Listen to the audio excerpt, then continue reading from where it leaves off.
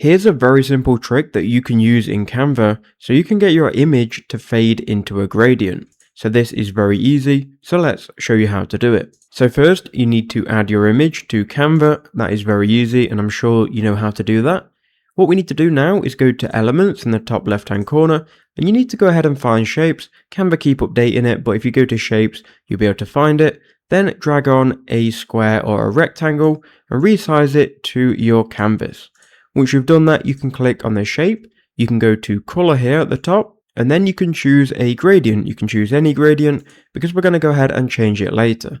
Once you've selected a gradient, go to the add new color in the top left hand corner. That will then show you your gradient.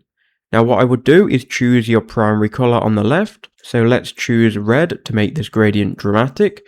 Then for the secondary color, you want to click on it and you need to take the transparency, which is going to be this second bar, all the way down, and you can see how this effect is starting to come into place. You can also choose how you want the gradient to fade by choosing one of these styles. We're going to keep it on default. Now if you want to exaggerate this effect, what you can do is right click, copy and paste this rectangle, and it's essentially going to make that stronger, and you can do this multiple times and you've got now a very exaggerated gradient, and that is how you can do it.